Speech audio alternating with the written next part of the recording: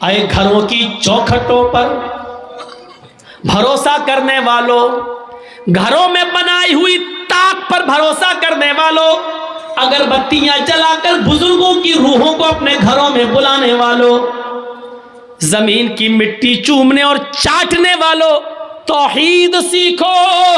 بیوی نے کہا اِلیٰ مَن تَتْرُکُونَا، ہمیں کس کے سپرد کر کے جا رہے ہو، ہمیں کس کے حوالے کر کے جا رہے ہو؟ آواز آتی ہے۔ یہاں ابراہیم نے اپنی بیوی کے سوال کا، اس کوشچن کا جواب، اس کا آنسر دیا اور اس کو ضروری سمجھا۔ ابراہیم نے پیچھے مڑ کے نہیں دیکھا، لیکن اپنی بیوی کے سوال کا کہ مجھے کس کے سپرد کر کے جا رہے ہو، مجھے کس کے حوالے کر کے جا رہے ہو، اس کا جواب دیا انگلی سے اشارہ کر کے اللہ۔ آئے میری بیوی، میں نے تجھے اور تیرے بچے کو، اپنے بچے کو اسماعیل کو اللہ کے سپرد کر دیا ہے، اللہ کے حوالے کر دیا ہے، اللہ کے حکم سے میں نے یہاں چھوڑ دیا ہے۔ اب اللہ جہاں حکم دے گا میں جا رہا ہوں، کب آؤ گی پتہ نہیں، ایک دن بھی لگ سکتا ہے، ایک ہفتہ بھی لگ سکتا ہے، ایک مہینہ بھی لگ سکتا ہے، ایک سال بھی لگ سکتا ہے، 10 سالیں بھی لگ سکتی ہے، یہ بھی ہو سکتا ہے کہ نہ آ سکوں۔ کوئی جواب نہیں، کس کے سپرد؟ اس کا جواب دیا اللہ کے۔ بس اب ہاجرہ مسکرا دیتی ہے، جانتی تھی ایمان کیا ہے۔ دیکھیے، جو خوف تھا کہ شیر نہ کھا جائیں، جو خوف تھا اس جنگل میں کوئی آ کر میری عزت و آبرو نہ لوٹ لے، جب ہاجرہ نے سنا میرے شوہر نے کہا اللہ کے، ایمان دیکھیے، دامن چھوڑ دیتی ہیں، طاقت آ جاتی ہے ایمان کی ہاجرہ کے اندر، اور کیا کہتی ہیں؟ اب آپ جائیے، اب آپ جائیے۔ ابراہیم نے پیچھے مڑ کے نہیں دیکھا، چلے چلے جا رہے، پیچھے مڑ کے دیکھیں گے بچہ انگوٹھا چوس رہا ہے، پیر ہلا رہا ہے، کہیں بچے کی محبت میرے دل میں جوش نہ مار جائے، کہیں ہم پھر اپنے بچے کے پاس لوٹ کے نہ آ جائیں، کہیں اللہ کے حکم کی نافرمانی نہ ہو جائے۔ پیچھے مڑ کے نہیں دیکھ رہے، ایمان قربانیاں مانگتا ہے۔ تم ڈی جے کی قربانی نہیں دے سکتے ہو، نام ہے اکرام الدین، نام ہے تجمل، نام ہے طفیل احمد، نام ہے محمد جرجیس، نام ہے محمد فلاں محمد فلاں۔ پوچھو قربانی کیا دی ہے؟ کچھ نہیں، لی اور ہے دوسروں کی، دی کچھ۔ اب جاؤ، چھوڑ دیا۔ جب ابراہیم 10 قدم آگے بڑھ گئے، تب بیوی نے کہا اب میری فکر مت کرنا، اس بچے کی فکر مت کرنا، آئے ابراہیم اپنے کام میں من لگانا، اللہ تمہیں جس کام کے لیے بھیج رہا ہے اس کام کو دل و جان سے کرنا، میری فکر مت کرنا، میری طرف دماغ مت لگانا، اس بچے کے بارے میں مت سوچنا۔ آئے میرے ہسبینڈ، آپ نے مجھے اللہ کی سپرد کر دیا ہے، میں آپ سے وعدہ کرتی ہوں اذن لا یضیعن اللہ ابدا، اللہ اب ہم کو ضائع نہیں کرے گا، اللہ اب ہم کو برباد نہیں کرے گا۔ کیا توکل تھا، کیا بھروسہ تھا، کیا بلیف تھا اللہ کی ذات پر۔ اب آپ کو جہاں جانا ہو جائیے، اللہ اب ہم کو ضائع نہیں کرے گا، اللہ ہم کو اب برباد نہیں کرے گا، اللہ ہم کو اب رسوا نہیں ہونے دے گا۔ اب آپ اپنا کام من لگا کے کرنا، اللہ کا کام من لگا کے کرنا، اس میں کوتاہی مت ہونے دینا۔ یہاں ہم سنبھال لیں گے، ہم دیکھ لیں گے۔ ایک بیوی نے اپنے شوہر کی ایسے ہمت بنائی اور ان کے کام میں تعاون کیا اور رکاوٹ نہیں بنی، دین کے لیے جانے دیا۔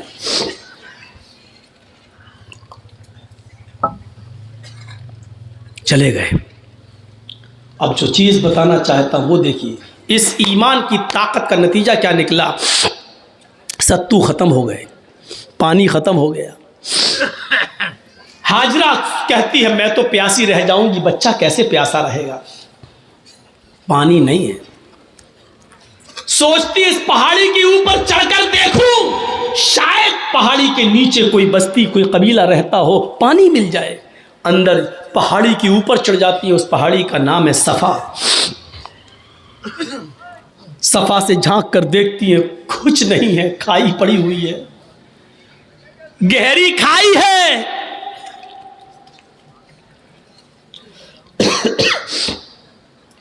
مروہ کی طرف جا رہی ہے، پہاڑی سے اترتی ہے، چلتی ہے، کہیں تیز چلتی ہے، کہیں آہستہ چلتی ہے، کہیں سینہ تان کر ایسے چلتی ہے، کہیں پھر آہستہ چلتی ہے۔ جہاں جہاں وہ تیز دوڑی تھیں سعودی گورنمنٹ نے وہاں گرین لائٹ لگا دی ہے، ہری بتی، یہاں سے تمہیں تیز دوڑنا ہے، اور جہاں ختم ہوتی ہے وہاں آہستہ ہونا ہے، پھر جہاں گرین ہے وہاں پھر تیز دوڑنا ہے۔ لیکن مردوں کے لیے، عورتوں کے لیے اپنی نارمل چال۔ ہاجرہ کہیں تیز دوڑیں، کہیں آہستہ، مروہ پہ پہنچ گئیں، وہاں جھانک کر دیکھا کھائی پڑی ہے، کچھ نہیں، لیکن بچے کی پیاس ایسا مائنڈ خراب کر رہی تھی، وہ جانتی ہے پہاڑی کے نیچے کچھ نہیں، پھر بھی بار بار چکر لگا رہی ہیں، پھر صفا پھر مروہ، پھر صفا پھر مروہ، 7 چکر لگاتی ہیں، 7 چکر۔ پھر آ گئی اپنے بیٹے کے پاس اور کہتی ہیں اللہ میں نہیں جانتی، جو کر سکتی تھی وہ کر لیا، میرے شوہر نے، ابراہیم نے مجھے اور اس بچے کو تیرے سپرد کیا ہے، اے اللہ اگر آج میں ہلاک ہو گئی، یہ بچہ ہلاک ہو گیا، تو دنیا کو تیرے اوپر سے بھروسہ اٹھ جائے گا، تیری ذات سے بھروسہ اٹھ جائے گا۔ اے اللہ میرا ہسبینڈ، میرا شوہر مجھے اور اس بچے کو تیرے سپرد کر کے گیا ہے۔ اللہ والوں کے امتحان ہوتے ہیں، یہاں اللہ والوں سے لوگ مانگنے چلے جاتے ہیں، تصور کرو آپ۔ اللہ والے ایمان کی بھٹی میں تپ رہے ہیں، یہاں ہم ایمان کی بھٹی میں تپنا جانتے ہی نہیں ہیں، ان تپے ہوئے لوگوں کے پاس مدد کے لیے پہنچ جاتے ہیں۔ ایمان والوں کی زندگی ہمیں یہ بتاتی ہے کہ ہمیں ان کے نقش قدم پر چلنا ہے، ہم ان کے نقش قدم پر چلنے کے بجائے انہی کو سب کچھ سمجھ لیتے ہیں۔ میرے پیارے ساتھیوں، یہیں سے غلط فہمیاں پیدا ہوتی ہیں، یہیں سے غلط فہمیاں پیدا ہوتی ہیں، یہیں سے ڈاؤٹس اٹھتے ہیں۔ آئیے چلیے اور دیکھیے منظر، میرے شوہر نے مجھے تیرے سپرد اور اس بچے کو تیرے سپرد کیا ہے، اللہ میرا بیٹا پیاسا ہے، اس کے لیے پانی کا انتظام کر۔ ابھی اس نے اتنا کہا ہی تھا، مرد تو مرد چھوڑو میرے بھائیوں، اللہ نے عورتوں کی فریاد بھی سنی ہے۔ اگر کسی عورت کے اندر ایمان کی طاقت آ جائے تو اللہ اس کی فریاد بھی سنتا ہے۔ ایمان عورت کے اندر ہاجرہ کی دعا رنگ لائی، اللہ نے کہا جبریل کیا دیکھ رہے ہو، میری بندی کی اگر میں مدد نہیں کروں، اسماعیل کو اگر آج میں پانی نہ پلاؤں تو میرے علاوہ کون ہے جو میری بندی کی فریاد سنے گا؟ جاؤ، آئے جبریل زمین پر جاؤ، جہاں میرا بندہ اسماعیل اپنی ایڑیاں رگڑ رہا ہے، جہاں اس کے پیروں کی ایڑیاں زمین پر رگڑ کھا رہی ہیں، اسی جگہ پر تم اپنا پر مارو اور میری قدرت کا کرشمہ دیکھو۔ جبریل نے اسی جگہ پر مارا اور پانی کا چشمہ جاری ہو گیا، چشمہ پھوٹ گیا پانی کا۔ ہاجرہ نے پانی دیکھا، پانی بہہ رہا ہے، ہاجرہ اس کو اپنے دامن میں سمیٹنے لگی۔ پانی تھوڑا ہو تو سمٹے، وہ تو بہہ رہا ہے، پھر سمیٹتی ہیں، پھر سمیٹتی ہیں، پانی بہنے لگا اور ہاجرہ اپنی عبرانی زبان میں چیخ چیخ کر کہنے لگی پانی کہاں جا رہا ہے، پانی کہاں جا رہا ہے، پھر سمیٹتی ہیں، کہتی ہیں زم زم زم زم۔ یہ عبرانی زبان کا شبد ہے، اس زمانے میں جو ابراہیم کے زمانے میں چلتی تھی، زم زم زم زم، رک رک، ارے کہاں جا رہا، رک رک، ٹھہر جا، رک جا، اسٹاپ، رک جا، پانی نہیں رک رہا ہے۔ پھر ہاجرہ نے اس کی منڈیر باندھ دی، جو مٹی تھی کھڑی کرنے لگی تاکہ پانی کو روک لیں۔ اللہ کے نبی نے ایک ممبر پر خطبہ دیا جمعے کے دن، اور ممبر پہ کھڑے ہو کے کہا تھا اللہ ہاجرہ پر رحم فرمائے کہ اس نے پانی کی منڈیر باندھ دی، اس نے پانی کی ایک دیوار کھڑی کر دی۔ اگر اس نے پانی کی منڈیر نہ باندھی ہوتی، پانی کی روک تھام نہ کی ہوتی، تو وہ پانی اللہ پوری دنیا میں پہنچا دیتا۔ اگر وہ پانی پوری دنیا میں پہنچ جاتا تو اس کی قدر کم ہو جاتی. جو پانی آج گنگا کا دیکھ لو بہہ رہا ہے نا، لوگ اس میں لیٹرین بھی کر رہے ہیں، پیشاب بھی کر رہے ہیں، اور آج گنگا چناؤ کا مدعا بن چکی ہے. جو بھی آتا وہ کیا کہتا ہے؟ ہم گنگا صاف کرائیں گے. اس کا مطلب گنگا گندی ہے. اور جو چیز بہت زیادہ مقدار میں ہو جائے تو اس کی پھر قدر نہیں ہوتی. آج زمزم کی قدر اس لیے ہے کہ وہ ہمیں اور آپ کو آسانی سے نہیں ملتا. جو چیز بہت عام ہو جائے پھر اس کی قدر کم ہو جاتی ہے. اس لیے حضرت حاجرہ نے اس کی منڈیر باندھ دی. دو چیزیں، ایک تو عورت کی دعا سنی اللہ نے. جو لوگ کہتے ہیں اسلام میں عورت کی کیا عزت ہے، کوئی عزت نہیں ہے، عورت پہ سارا ظلم، وہ دیکھ لیں کہ اللہ نے عورت کی دعا 7ویں آسمان پر سنی. اور دوسرا یہ پہلو کہ حاجرہ جہاں دوڑی، جتنے چکر لگائے حاجرہ نے، اللہ تعالیٰ نے اتنے ہی چکر ہر حاجی اور ہر معتمر پر، عمرہ کرنے والے پر بھی نافذ کر دیے. اور اتنا ہی نہیں، حاجرہ جہاں دوڑی تیز، وہاں تمہیں بھی تیز دوڑنا ہے. جہاں آہستہ دوڑی وہاں تمہیں بھی آہستہ دوڑنا ہے. اس سے بڑی ایک عورت کی عزت کیا ہو سکتی ہے اسلام کے اندر، جو ہے کہ جہاں حاجرہ تیز دوڑی اور جہاں حاجرہ آہستہ دوڑی، قیامت تک پیدا ہونے والے ہر مسلمان پر یہ فرض کر دیا کہ جب تک میری بندی کی سنت کو تم زندہ نہیں کرو گے ہم تمہارا حج قبول نہیں کریں گے. ایک عورت کے پیروں کے رکھنے کی جگہ کو، ایک عورت کے نقش پا کو، ایک عورت کے پیروں کے نشان کو، ایک عورت کے پیروں کے قدموں کو، جہاں جہاں سے وہ گزری اللہ نے اس کو اپنی عبادت کا ایک پارٹ، اللہ نے اس کو اپنی عبادت کا ایک حصہ بنا دیا. اس سے بڑا ایک عورت کا مقام کیا ہو سکتا ہے؟ وہ لوگ ہمیں جواب دیں جو کہتے ہیں کہ عورتوں پر اسلام نے ظلم کیا ہے. ایک مرد کو 4 عورتیں رکھنے کی اجازت ہے، لیکن ایک عورت کو 4 مرد رکھنے کی اجازت کیوں نہیں ہے؟ وہ ہمیں بتائیں کہ آپ کے یہاں مرد کی لمبی عمر کے لیے عورتوں کو کروا چوتھ کی پرمیشن ہے، ان کے اوپر فرض ہے. کیا صرف مرد کی ہی لمبی عمر ہوتی ہے؟ کیا عورت کی لمبی عمر کے لیے مرد کروا چوتھ کا روزہ کیوں نہیں رکھ سکتا ہے؟ آپ کے ہاں صرف عورت ہی مرد کی لمبی عمر کی دعا کر سکتی ہے کروا چوتھ کا برت رکھ کر، لیکن مرد عورت کی لمبی عمر کی دعا نہیں کر سکتا ہے. کیا مطلب ہوا؟ مرد جیے 200 سال، عورت مر جائے 25 سال میں. سوال ہمارے پاس بھی ہیں لیکن نہیں کہہ سکتے ہیں. صحیح وقت پر صحیح بات کہنا چاہیے. کبھی کبھی صحیح بات صحیح وقت پر نہیں کہی جاتی ہے. آپ کہیے ڈرتے ہو، ڈرتے نہیں ہو، اسی کا نام مصلحت ہے. ورنہ آج یہ زمانہ ہے میرے بھائیوں کہ آپ صحیح بھی بولیں گے تو اندر آپ جائیں گے. مولانا کلیم الدین کی جو گرفتاری ہوئی ہے، کیا گناہ تھا ان کا؟ مجھے بتائیے، کیا اس دنیا کے اندر یا اس ملک کے اندر کیا اسلام کی دعوت دینا جرم ہے؟ کیا دھرم کا پرچار کرنا جرم ہے کیا؟ اور کیا اس ملک کے قانون میں یہ نہیں ہے کہ کوئی بھی آدمی کوئی بھی مذہب کوئی بھی دھرم قبول کر سکتا ہے؟ جب ہر آدمی کو اپنے من کے مطابق مذہب کو قبول کرنے کی اجازت ہے تو آپ نے مولانا کلیم الدین کو اریسٹ کیوں کیا؟ جب جیتیندر نارائن تیاگی ٹیکا لگا سکتا ہے، ہم مسلمانوں کو اس کے دھرم پریورتن پر کوئی اعتراض نہیں ہے، تو اگر کوئی ہندو مسلمان ہو رہا ہے تو آپ کو کیوں اعتراض ہو رہا ہے؟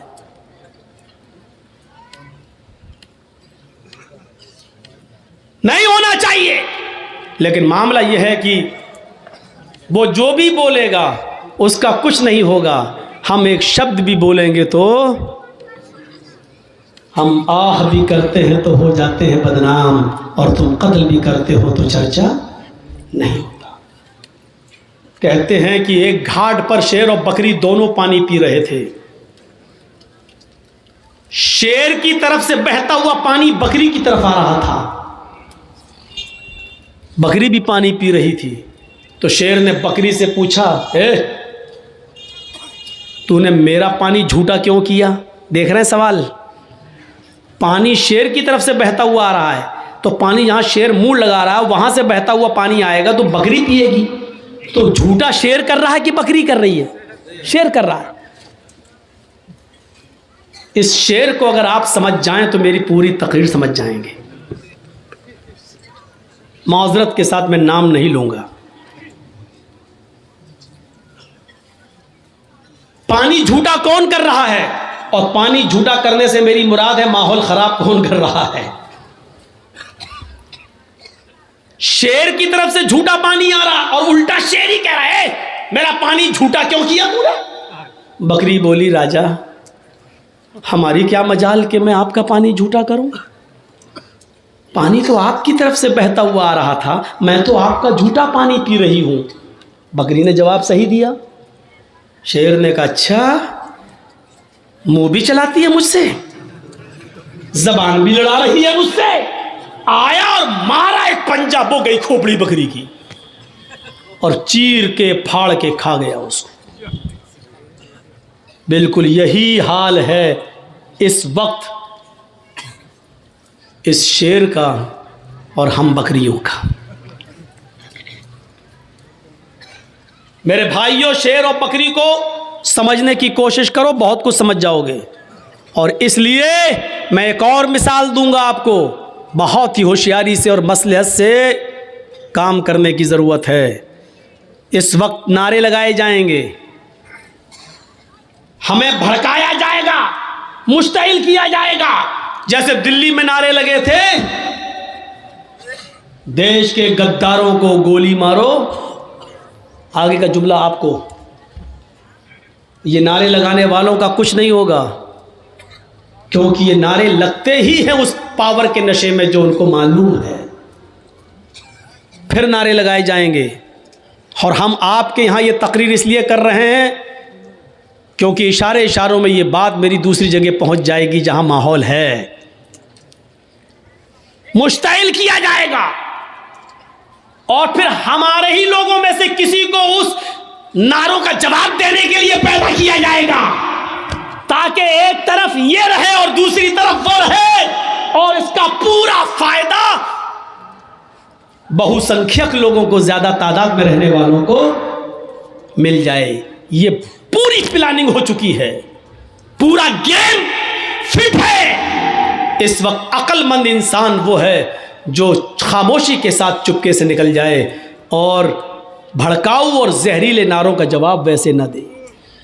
وہ ہمارے محلے میں آئیں گے، کہیں گے جے شری رام۔ عقل مندی یہ ہے کہ مسکرا کر ہم نکل جائیں اور اس کے جواب میں یہ نہ کہیں اللہ اکبر۔ وہ یہی تو چاہ رہے ہیں کہ ہم یہ کہیں اور ہمارا جواب ان جملوں کے ذریعے دیا جائے۔ ہر وقت جواب دینا ضروری نہیں ہوتا۔ ابھی میں نے بتایا ابراہیم علیہ السلام نے ہر وقت اپنی بیوی تک کا جواب نہیں دیا۔ ایک بات اور یاد رکھنا، اس وقت مسلمانوں تمہیں یہ پالیسی اپنانا پڑے گی، تمہیں ہاتھی بننا پڑے گا اور ان نعرے لگانے والوں کو کتا سمجھنا پڑے گا۔ اور یہ سوچ کر گزر جاؤ کہ ہاتھی خاموشی کے ساتھ چلتا رہتا ہے اور کتے بھونکتے رہتے ہیں۔ ہاتھی جا رہا ہے، کتے بھونک رہے ہیں، ہاتھی پلٹ کے بھی نہیں دیکھتا، کیونکہ اس کی نظر اپنی منزل پر ہوتی ہے۔ وہ جانتا ہے کہ اگر پلٹ کر میں دیکھوں گا تو کتے تو بھاگ ہی جائیں گے، لیکن ہمیں اپنی منزل پر پہنچنے میں دیر ہو جائے گی، ہمیں اپنی منزل پر پہنچنے میں دیر ہو جائے گی۔ ہزار کتے بھی مل کر ایک ہاتھی کا راستہ روک نہیں پاتے۔ آپ کو یہ سوچنا پڑے گا کہ ہاتھی کی طرح خاموشی کے ساتھ اپنی منزل پر نشانہ لگائے رہو کہ ہمیں اپنے لکش کو پانا ہے، اپنی منزل کو پانا ہے۔ خاموشی کے ساتھ چلتے رہو۔ کتے بھونک رہے ہیں، ان کا جواب دینے کی کوشش مت کرو۔ اب اس ہاتھی کو اگر آپ سمجھ جائیں اور اس کتے کو اگر آپ سمجھ جائیں تو مولوی جرجیس کامیاب ہو گیا 30 تاریخ کے اس پروگرام میں۔ اپنے آپ کو ہاتھی بناؤ، بھونکنے والے کتوں کا جواب نہ دو۔